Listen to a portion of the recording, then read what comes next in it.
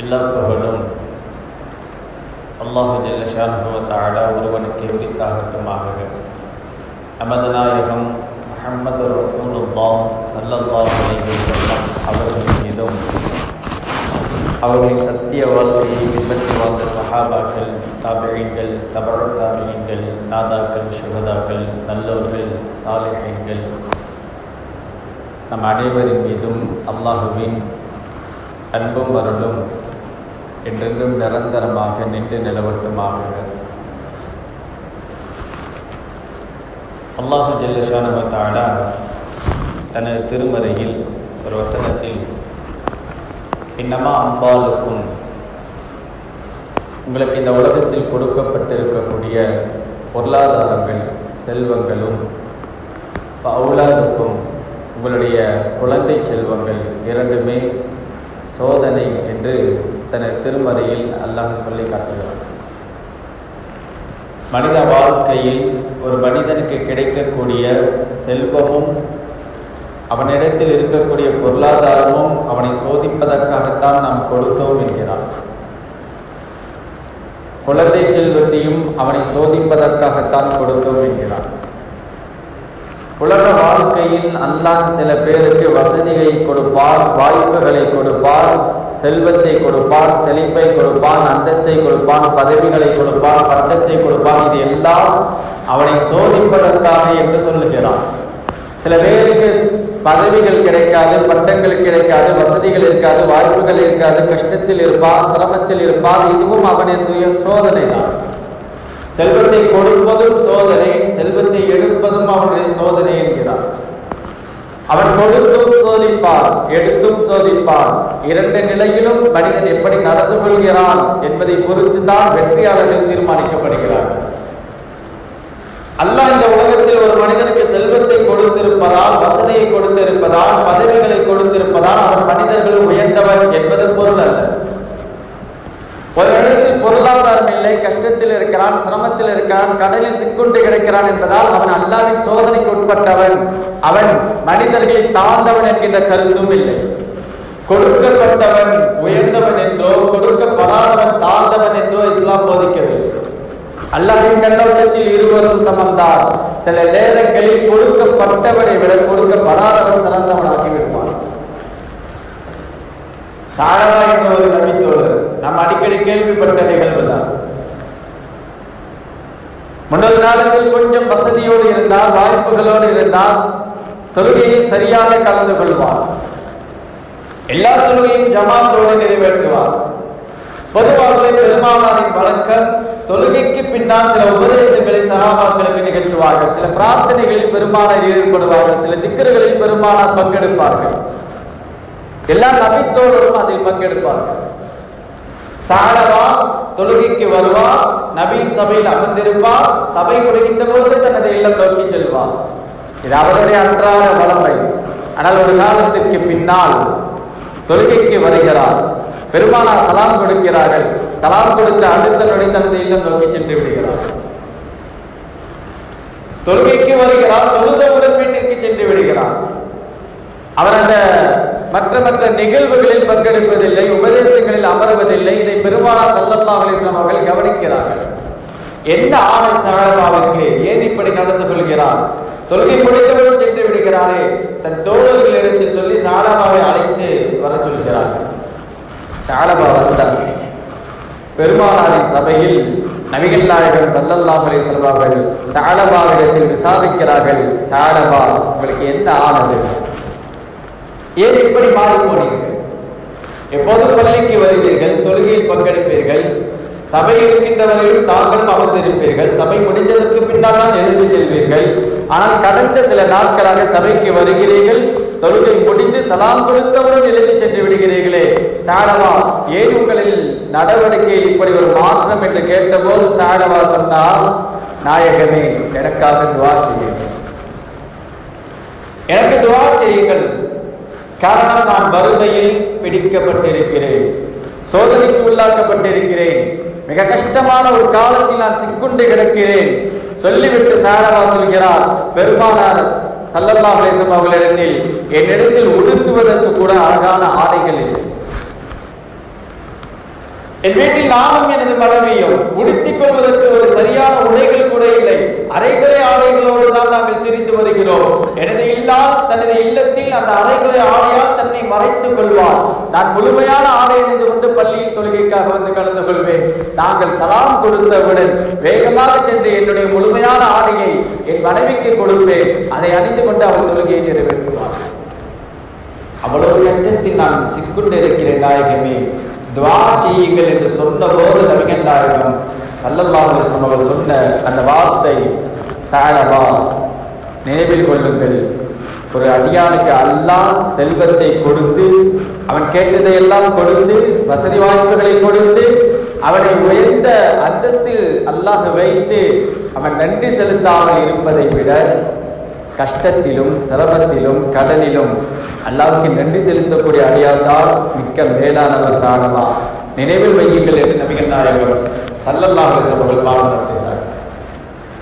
இன்றைக்கும் நம்ம சில பேர் அப்படித்தான், கஷ்டமும் சோதனையும் சிரமங்களும் ஏற்படுகின்ற போது பள்ளிவாசலுக்கு வருகிறோம்.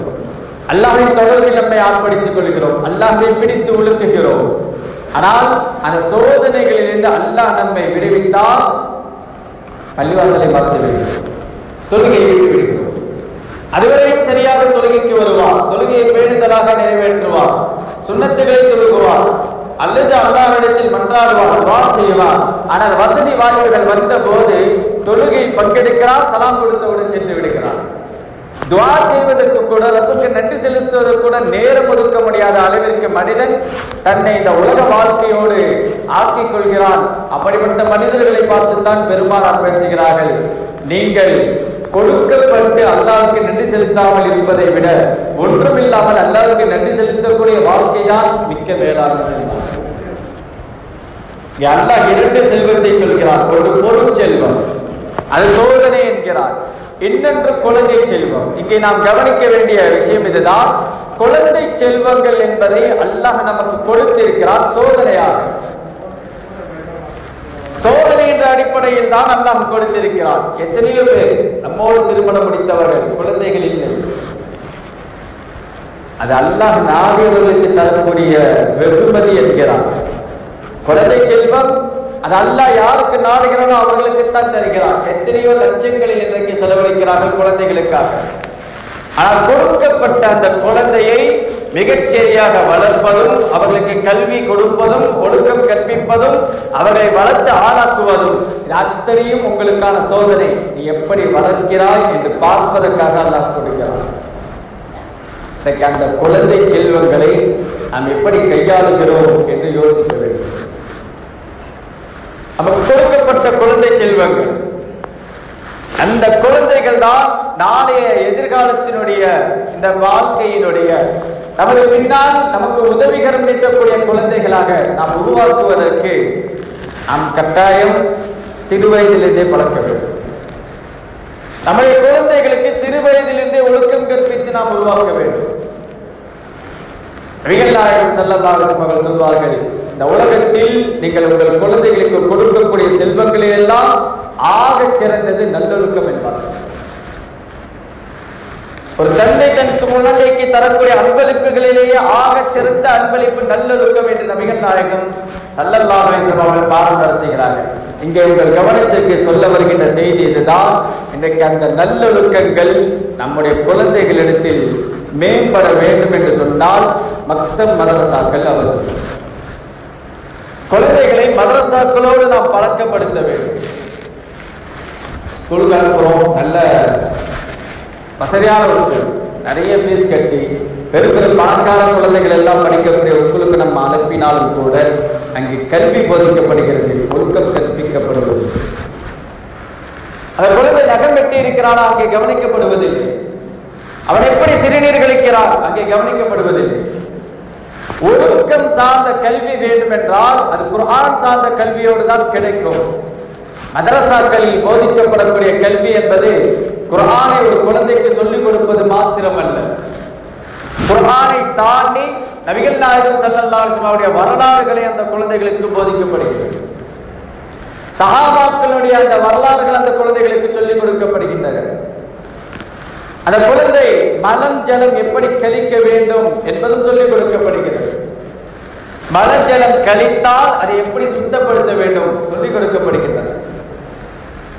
தூங்குகின்ற அந்த சுண்ணத்துகள், தூக்கத்திலிருந்து எழுகின்ற போது செய்ய வேண்டிய சுண்ணத்துகள், சாப்பிடுவதின் சுண்ணத்துகள், தொழுகையினுடைய பருந்துகள் எல்லாம் போதிக்கப்படக்கூடிய இடங்கள் தான் மதரசாக்கள். மக்கள் மதரசாக்கள் என்றால் நாம் நினைப்பது போல் ஏதோ நம் வீட்டில் இருக்கக்கூடிய சிறு குழந்தைகளுக்கானது மட்டுமல்ல, நம் போன்ற பெரியவர்களுக்குமானதுதான் மதரசாக்கள். குர்ஆனை கற்றுக்கொள்வதற்கு காலங்களோ வயதுகளோ ஒரு தடை இல்லை. காலம் முழுக்க கற்றுக்கொள்ளலாம். நேரம் ஒதுக்குவது அது நம்மிடத்தில் இருக்கிறது. எனக்கு கொஞ்சம் இந்த நேரம் நான் ஃப்ரீ, எனக்கு கற்றுக் கொடுங்கள் என்று கேட்பதற்கான கூச்சம் தான் இன்றைக்கு நம்மில் பல பேர். தொழுகை பரலுகள் தெரியல,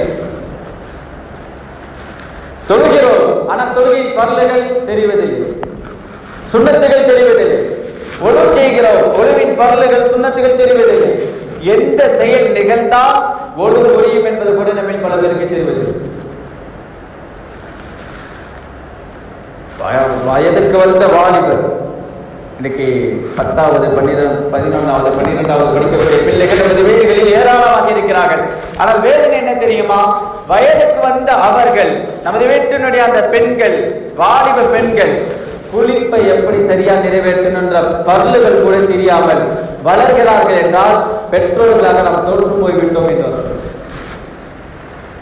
உண்மையை இது குறித்து கவலைப்பட வேண்டியது நாம் தான். நமது குழந்தைகளுடைய எதிர்காலம் மார்க்கம் தெரியாமல், ஒழுக்கம் இல்லாமல் ஒரு சமூகம் உருவாகிறது என்றால் அந்த வீட்டினுடைய பெற்றோர்கள் குற்றவாளிகள். அவர்கள் அல்லாஹ்விடத்தில் பதில் சொல்லியாக வேண்டும். அந்த ஒழுக்கம் தவறி அந்த குழந்தைகள் குறித்து நாளை மறுமையில் விசாரிக்கப்படுவார்கள். இந்த உலகத்தில் நாம நம்ம குழந்தைகள் மீது அன்பு செலுத்துகிறோம், நம்ம குழந்தையை பார்த்து பார்த்து வளர்க்குகிறோம், அவர்களுக்கு தேவையானதெல்லாம் செய்து கொடுக்கிறோம். உலகத்தில் அவர்களுக்கு ஒன்று என்றால் நாம் துடிதுடித்து போகிறோம். ஆனால் மறுமையின் நிலைமைகளை குறித்து அல்லாஹ் பேசுகின்ற பொழுது ஒரு வசனத்தில் சொல்வான், எவருந்தொரு முஜிரி முழுமை விட்டதி. நாளை மறுமையில் அந்த பெற்றோர்கள் அல்லாஹ்விடத்தில் சொல்வார்கள், என் பிள்ளைகளை கொண்டு போய் நரகத்தில் போட்டு என்னை மட்டும் காப்பாற்று, என் பிள்ளைகளை நரகத்தில் போட்டு விடு, என்னை காப்பாற்றி விடு. மனிதர்கள் நாளை மறுமையில் இப்படி புலம்புவார்கள் என்று குர்ஆன் பேசுகிறது. குர்ஆன் ஓதுகின்ற ஒரு சமூகமாக, ஒழுக்கம் நிறைந்த ஒரு சமூகமாக குழந்தைகளை வார்த்தெடுப்பதற்கு முன்னால் குர்ஆன் ஓத தெரிந்தவர்களாக நம்மை நாம் உருவாக்கிக் கொள்ள வேண்டும். குர்ஆன் ஓத தெரியாமல் நான் மன்னருக்கு செல்ல மாட்டேன் என்கின்ற ஒரு உறுதி நம்ம ஒவ்வொருவருக்குள்ளும் வர வேண்டும். குர்ஆன் ஓதுதல் என்பது ஒரு சுன்னத். நபிகள் நாயகம் ஸல்லல்லாஹு அலைஹி வஸல்லம் சுன்னத்துகள் என்று பேசுகிறோம், பின்பற்றுகிறோம். தாடி வைப்பது பெருமானாரின் சுன்னத், பேசுகிறோம். இஸ்வாஸ் செய்வது பெருமானாரின் சுன்னத், பின்பற்றுகிறோம். பெருமானார் ஸல்லல்லாஹு அலைஹி வஸல்லம் ஃபஜ்ருக்கு முன்னால் 2 ரக்காத் சுன்னத் தொழுவார்கள், பின்பற்றுகிறோம். பெருமானார் வாழ்நாட்களில் தங்கள் வாழ்நாளில் பேசிய அந்த மொழி அரபு மொழி சுன்னத். அதை எத்தனை பேர் பின்பற்றுகிறோம்? எத்தனை பேருக்கு அந்த அரபு மொழி படிக்க தெரியும்? குர்ஆன் ஓத தெரியாத நம்மை பார்த்துத்தான் அல்லாஹ் குர்ஆனில் எப்படி பேசுகிறார்? கூ அன்ஃபுஸக்கும், முதலில் உங்களை நீங்கள் தயார்படுத்திக் கொள்ளுங்கள். வாஹிலிக்கும் நாரா, உங்கள் குடும்பத்தாரின் நரகத்திலிருந்து பாதுகாத்துக் கொள்ளுங்கள். அல்லாஹ் 2 விஷயத்தை சொல்றான். முதல்ல உங்களை நரகத்திலிருந்து பாதுகாத்துக்குங்க, அப்புறமா உங்க குடும்பத்தை பத்தி நீங்க யோசியுங்கள் என்கிறான். என் பிள்ளை ஓதணும், என் பிள்ளை மதரசாவுக்கு போகணும் என்று நாம் யோசிப்பதை தாண்டி முதலில் நான் ஓத வேண்டும், நான் குர்ஆன் ஓத தெரிந்து கொள்ள வேண்டும், மார்க்கத்தின் சட்ட திட்டங்கள் எனக்கு தெரிய வேண்டும். நம்மை சரிபடுத்தினால் நம் குழந்தைகள் சீராகிவிடுவார். அல்லாஹ் அதைத்தான் சொல்கிறார், முதல்ல உங்களை சரிபடுத்துங்கள், உங்களை நரகத்திலிருந்து பாதுகாத்துக் கொள்ளுங்கள், நீங்கள் தொழுகையாளிகளாக உருவாகுங்கள், அப்புறம் உங்க பிள்ளை போய் தொழுகிறா என்று பேசுங்கள். குர்ஆன் சொல்கிறது. அத்தை தொழுகைக்கு வருவதில்லை, அத்தை பள்ளிக்கு போறதில்லை. பிள்ளைய பள்ளிக்கு போனான்னா அவன் பள்ளிக்கு போவானா? சரி, அத்தை சொல்றதா அப்படியே அந்த பக்கமா போய் வீட்டுக்கு கூட கொஞ்ச நேரத்தை பேசிட்டு அப்புறம் வீட்டுக்கு வந்துடும். பள்ளிக்கு போகலையா? அவன் எப்படி போகுவான்? தன் பெற்றோர்களை பார்த்துத்தான் பிள்ளைகள் வளர்கிறார்கள். எனவேதான் அல்லாஹ் சொல்கிறான், முதல்ல உங்களை நீங்கள் சரிபடுத்துங்கள், உங்களை நீங்கள் நரகத்திலிருந்து பாதுகாத்துக் கொள்ளுங்கள். நீங்கள் சரியானால் உங்கள் பிள்ளைகள் சரியாகிவிடுவார்கள். இதுதான் தேவை. மார்க்க கல்வி அது நம்மிடத்தில் மிக முக்கியமாக இந்த காலகட்டத்தில் தேவை. சமூகம் ஒழுக்கத்தில் மிக சீர்கேட்டை நோக்கி சென்று கொண்டிருக்கிறது. மிக வேதனையோடு நாம் இங்கே கவலைப்படுகிறோம். எத்தனை இஸ்லாமிய வாலிபர்கள் இன்றைக்கு வழி தவறிக் கொண்டிருக்கிறார்கள். எத்தனை இஸ்லாமிய பெண்கள் இன்றைக்கு வழி தவறிக் கொண்டிருக்கிறார்கள். காரணம், ஒழுக்கம் கற்பிக்கப்பட வேண்டிய அந்த வயதில் ஒழுக்கம் கற்பிக்கப்படாமல் விட்டதினுடைய விளைவுதான் இன்றைக்கு நிறைய இஸ்லாமிய பெண்கள் இந்த மார்க்கத்தை விட்டு வெளியேறுகிறார்கள். இன்னைக்கு நிறைய இஸ்லாமிய வாலிபர்கள் வெளியேறி போகிறார்கள். அவங்களுக்கு தெரியல இந்த மார்க்கத்தின் மகிமை. அவர்களுக்கு அந்த மதரசாக்களுடைய கல்வி சரியான முறையில் சென்று சேரவில்லை என்பதுதான் இதனுடைய உட்பொருள். அந்த குடும்பம் அந்த ஒழுக்கம் நிறைந்ததாக, இஸ்லாமிய சூழல் நிறைந்ததாக அந்த குடும்பங்கள் வார்த்தெடுக்கப்படவில்லை. தந்தையும் தாயும் பிள்ளைகளும், மகன் வயதுக்கு வந்தவள், மகள் வயதுக்கு வந்தவள், அத்தனை பேரும் சரிசமமாக அமர்ந்து தொலைக்காட்சிக்கு முன்னால் ஆபாசமான காட்சிகளை பார்க்கக்கூடிய குடும்பங்களில் ஒழுக்கம் எப்படி வளரும் என்பதை கேள்விக்குறி. சர்வசாதாரணமாக சினிமாக்கள் இன்னைக்கு வீட்டில் தொலைக்காட்சிகள், அதில் வரக்கூடிய ஆபாசமான காட்சிகளை பார்க்கின்ற பொழுது அந்த பெற்றோருக்கும் மனம் கூசுவதில்லை. பக்கத்தில் பையன் உட்கார்ந்துருக்கிறானே, பொண்ணு உட்கார்ந்துருக்கிறேன், எது அந்த சிந்தனைகளே இல்லாமல் ஒரு ஒழுக்க சீர்கட்டின் பக்கம் இந்த சமூகம் சென்று கொண்டிருக்கிறது. இஸ்லாமிய சமூகமாக நமது குடும்பங்கள் உருவாக வேண்டும் என்று சொன்னால் இஸ்லாமிய கல்வி, மார்க்க கல்வி நமக்கு வேண்டும், நமது பெண்களுக்கு வேண்டும், நமது பிள்ளைகளுக்கு கொடுக்கப்பட வேண்டும். பொதுவாக வரன் பார்க்க போகின்ற பொழுது பேசக்கூடிய அந்த இடங்களில் மாப்பிள்ளை என்ன வேலை செய்யறாரு, எவ்வளவு சம்பாதிக்கிறார் என்று பேசுவார். மாப்பிள்ளை பற்றி விசாரிக்கிற போது என்ன சம்பாதிக்கிறாரு, என்ன வேலை செய்யறாரு எல்லாம் விசாரிப்பாரு. ஆனால் பெண்ணை பற்றி கேட்கக்கூடிய இடத்துல பெண் என்ன ஓதிருக்கான்னு கேட்பாங்க. பெண் ஏதாச்சும் ஓதிருக்கா, குரான் தெரியுமா? இங்கே இதனுடைய சூட்சுமம் இதுதான். ஒரு பெண்ணிடத்தில் மார்க்கம் இருந்தால், குர்ஆன் இருந்தால் அந்த குடும்பம் முழுக்க இஸ்லாமிய மயமாக மாறிவிடும். ஒரு ஆணிடத்தில் வரக்கூடிய கல்வி என்பது அவனோடு முடித்து போகும், அது அவ்வளவு ரீச் ஆகாது.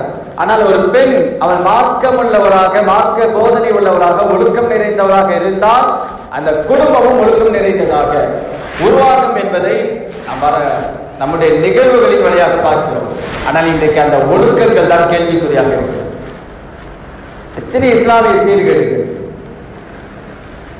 சமீபத்தில் ஒரு பெரிய குடும்பத்தினுடைய ஒரு பெண்மணி,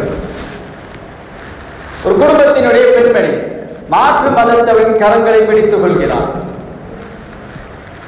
அந்த குடும்பத்தினுடைய தந்தையும் தாயும் கதறுகிறார்கள்.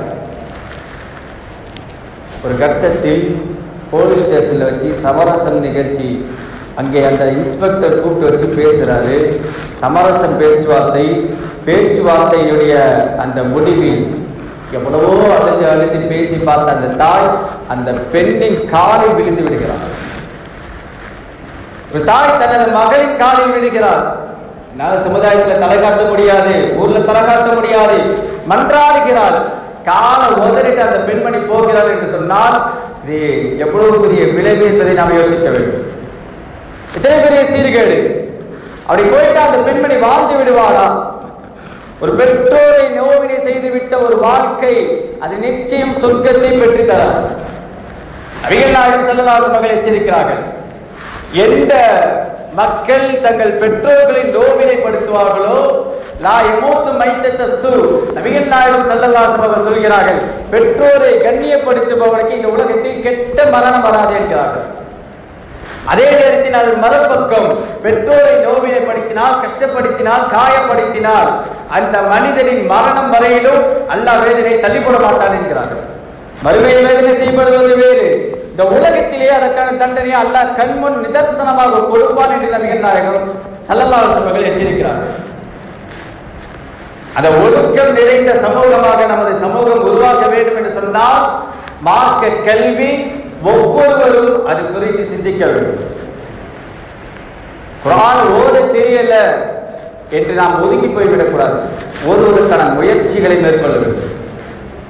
குர்ஆன் ஓத தெரிந்த ஒரு சமூகமாக நாம் முதலில் நம்மை உருவாக்க வேண்டும். பிறகு நமது குழந்தைகள் இடத்தில் அந்த கல்வியை கொண்டு சென்று சேர்க்க வேண்டும். உலகத்துல நம் பிள்ளைகளுக்கு எவ்வளவு வேண்டுமானாலும் கொடுக்கலாம், சொத்துக்களை சேர்த்து கொடுக்கலாம், வசதி வாய்ப்புகளை கொடுக்கலாம். அவர்களுக்கு நாம் சேர்த்து கொடுக்கக்கூடிய செல்வங்களிலேயே ஆக சிறந்த செல்வம் நல்லொழுக்கம் என்பது நபிகள் நாயகம் ஸல்லல்லாஹு அலைஹி வஸல்லம் சொல்லி தருகிறார். அதை ஒருவர் கொடுக்க தவறினால் மீது எதை கொடுத்தாலும் அது வேஸ்ட் தான். நம்முடைய மரணத்திற்கு பின்னால் நமக்கு துஆ செய்யக்கூடிய சாலிஹான குழந்தையாக வாழ்கின்ற பொழுது அவர்களை உருவாக்கணும். இல்லைன்னா மௌத்தானா முடிச்சுப்பா உருவா என்று போய்விடுவான். பெருமானார் சொல்கிறார்கள், ஒரு மனிதன் மரணித்தால் அவரை பின்தொடரக்கூடிய 3 விஷயங்களில் ஒன்று வலதுன் சாலிஹன் எதற்கு அவனுக்காக துஆ செய்யக்கூடிய சாலிஹான குழந்தை என்றார்கள். ஆனா இன்னைக்கு அப்படி குழந்தைகள் இல்லையே. துஆ ஓத தெரியல, தொழுகை தெரியல, தொழுகையில் அத்தையாட்டு ஓத தெரியல. இன்றைக்கு குழந்தைகள் அல்ல, நம்மில் நிறைய பேருக்கும் தொழுகையின் சரியான முறைகள் தெரியல. வேதனை. அப்ப அதை குறித்து நாம் யோசிக்கணும். அதை எப்படி சரி செய்யலாம், அதை எப்படி தெரிந்து கொள்ளலாம், அதற்காக நாம் எப்ப நேரம் ஒதுக்கலாம் யோசிக்க வேண்டும். ஒவ்வொருவரும் யோசித்து நேரம் ஒதுக்கினால் நிச்சயம் இன்ஷா அல்லாஹ் குர்ஆன் ஓத தெரிந்தவர்களாக, மார்க்க சட்ட திட்டங்களை தெரிந்து கொண்டவர்களாக இந்த சமூகத்தை நம்மால் உருவாக்க முடியும். ஆனால் அதற்கான கவலை முதல்ல நமக்குள்ள வரும். அந்த கவலை இல்லை, ஓத தெரியல அப்படின்னு நினைச்சு நம்ம கவலைப்படுறதே இல்லை. எந்த விஷயத்துக்கு இல்லாம கவலைப்படுகிறோம், எதெல்லாம தெரியலன்னா கவலைப்படுறோம். தெரியல, எனக்கு கவலை வருகிறது, அதை யார்கிட்ட கேட்கலாம் யோசிக்கிறோம். ஆனால் மார்க்கம் சம்பந்தப்பட்ட விஷயங்களை நாம் தெரியவில்லை என்று கவலைப்படுவதல்ல, அதை கேட்பதற்கு கூட கூச்சப்படுகிறோம். நபிகள் நாயகம் ஸல்லல்லாஹு அலைஹி வஸல்லம் ஒரு பெண்மணி வருவார். வந்து அந்த பெண்மணி கேள்வி கேட்கிறார்கள். தங்களுடைய மாதவிடாய் குறித்து கேள்வி. பெருமானார் சொன்னார். கேள்வி அடுத்த கட்டத்தை நோக்கி அந்த பெண்மணி இன்னொரு கேள்வி கேட்கிறார். பெருமானார் சொன்னார். அடுத்த கட்டத்தை நோக்கி இன்னொரு கேள்வி. பெருமானார் சொன்னாங்க. உள்ள இந்த ஆயிஷாவை கையை முடிச்சுக்கிறாங்க. நீங்க இவ்வளவு ஓபனா அவங்க உட்கார்ந்துக்கிறாங்க, இவ்வளவு ஓபனா கேட்கிறீங்க. நபிகள் நாயகம் ஸல்லல்லாஹு அலைஹி வஸல்லம் பாராட்டினார்கள். அந்த பெண்மணி மார்க்கத்தை தெரிந்து கொள்வதற்காக இவ்வளவு தூரம் வெளிப்படையாக பேசினால் பாரக்கல்லாஹ், அல்லாஹ் அந்த பெண்மணிக்கு பரக்கத் செய்வார். ஆனா இன்னைக்கு மார்க்கம் சம்பந்தமா கேட்பதற்கு நாம் கூச்சப்படுகிறோம். குர்ஆன் ஓத தெரியல, கவலை இல்லை நமக்குள்ள.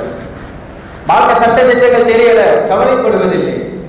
அப்படின்னா மார்க்கத்தை விட்டும் பெயரளவில் முஸ்லிம்களாக நாம் வாழ்ந்து கொண்டிருக்கிறோம் என்பதுதான் நிதர்சனமான உண்மை. சுதந்திர போராட்டத்தின் போது மௌலானா அபுல் ஹசன் ரஹ்மத்துல்லாஹி அலைஹி அவங்க ஒரு 2 விஷயங்களை சொன்னாங்க. இந்த இஸ்லாமிய சமூகம் பின்தங்கி போனதுக்கு மிக முக்கியமான காரணம் 2 விஷயங்கள். ஒன்று, இந்த இஸ்லாமியர்களிடத்தில் ஒற்றுமை இல்லை. இஸ்லாமியர்களிடத்தில் ஒற்றுமை இல்லை, எனவே தான் இன்றைக்கு வரையிலும் அவர்கள் பின்தங்கி இருக்கிறார்கள். இது நிதர்சனமான உண்மை. இரண்டாவது ஒரு காரணத்தை சொன்னார்கள், குர்ஆனை விட்டு இந்த சமூகம் தூரமாகிவிட்டார்கள். குர்ஆனை விட்டு இந்த சமூகம் தூரமாகிவிட்டார்கள். இது இரண்டாவது காரணம் என்று 2 காரணங்களை முன்வைக்கிறார்கள். இந்த 2ம் தான் இன்றைக்கு வரையிலும் இஸ்லாமியர்கள் நசுக்கப்படுவதற்கும் இஸ்லாமியர்கள் பின்தங்கி இருப்பதற்கும் மிக முக்கியமான காரணம் என்று சொல்கிறார்கள். குர்ஆனில் ஒரு வரலாறு, அதை சொல்லி நான் நிறைவு செய்வேன். ஜாலூத் என்று ஒரு மனிதன், அந்த மனிதனை மிக அக்கிரமம் செய்து வருகிறான். அவனை கொலை செய்யணும். என்ன செய்யலாம்? அந்த மக்கள்லாம் அந்த நபி கிட்ட முறையிடுகிறாங்க. ஒரு நபி அந்த நபியிடத்தில் இப்படி ஒரு அரசன் இருக்கிறான், அவன் ரொம்ப தொல்லை செய்யறான், அவனை கொலை செய்யணும், எங்களுக்கு ஒரு அதற்காக வேண்டி அல்லாஹ்விடத்தில் துஆ செய்து ஒரு ஆட்களை கேளுங்கள் என்று சொன்ன போது அல்லாஹ் ஒருவரை அனுப்பி வைத்தான். அவர் வந்தார். அவரை பார்த்தவுடன் மக்கள் சொன்னாங்க, இவருக்கு நாங்க எவ்வளவு பரவாயில்லையே. ஒரு அரசன் என்றால், அவனை எதிர்க்க வேண்டும் என்றால், ஒரு படை தளபதி என்றால் அவர் எப்படி இருக்கணும்? ஆஜான் பாசுவா இருக்கணும், ஒரு கம்பீரம் இருக்கணும், பார்க்க ரொம்ப சாதாரணமா இருக்கிறார், இவருக்கு நாங்கள் பரவாயில்லை என்று பேசிய போது அல்லாஹ் சொன்னான் 2 விஷயங்களை அல்லாஹ் சொல்கிறான். அவரிடத்தில் நீங்கள் நினைப்பது போல் சாதாரணமானவர் அல்ல, அவரிடத்தில் கல்வி இருக்கிறது, 2வது ஆரோக்கியம் இருக்கிறது. இந்த 2 போதும் எந்த படையும் வெற்றி கொள்ளலாம் என்று அல்லாஹ் சொல்கிறான். கல்வியும் ஆரோக்கியமும் அல்லாஹ் சொல்கிறான். சொன்னது மாத்திரமல்ல, சூரத்துல் பக்கராவில் அந்த வரலாறை அல்லாஹ் நிறைவு செய்வான். அவர் படை தளபதியாக அந்த போரை வெற்றி கொண்டால் அத்தனை பெரிய அரசனை அந்த தனி மனிதராக நின்று தோற்கடித்தார்கள் என்று வரலாறு பேசுகிறது. சொல்ல வருகின்ற செய்தி இதுதான். நம்முடைய சமூகத்தில் முதலில் நாம் நம்மை தயார்படுத்தணும். நரகத்திலிருந்து நம்மை நாம் முதலில் பாதுகாக்க வேண்டும். அதற்கு இந்த மார்க்கத்தினுடைய சட்ட திட்டங்களை தெரிந்து கொள்வது, மார்க்கத்தினுடைய கடமைகளை சரியாக நிறைவேற்றுவது, அதை எப்படி நிறைவேற்றுவது என்கின்ற அந்த சட்ட திட்டங்களை அறிந்து கொள்வது, குர்ஆனை ஓத தெரிந்து கொள்வது என்று முதலில் நம்மை நாம் உருவாக்க வேண்டும். கிடைக்கும் நாரா நம்முடைய குடும்பத்தையும் அதற்காக தயார்படுத்த வேண்டும். நமது பெண்களுக்கும் நமது சிறுவர்களுக்கும் நமது சிறுமிகளுக்கும் மார்க்க கல்வியும் ஒழுக்கமும் சரியாக சென்று சேர்கிறதா என்பதை கண்காணிக்க வேண்டிய பொறுப்பும் நம்மிடத்தில் இருக்கிறது. வல்ல ரஹ்மான் குர்ஆன் ஓத தெரிந்த சமூகமாக நம்முடைய மன்னருக்கு செல்வதற்கு முன்னால் குர்ஆனை முழுமையாக நான் ஓதுவேன், என்னால் குர்ஆனை பார்த்து ஓத முடியும் என்கின்ற உறுதியோடு அதை ஓதக்கூடிய நல்ல வாய்ப்பை நம் அனைவருக்கும் தந்தருள் புரிவானாக. ஆமீன். வாக்கி தஅவானா அல்ஹம்துலில்லாஹி ரப்பில் ஆலமீன். சுன்னத்துல்லாஹி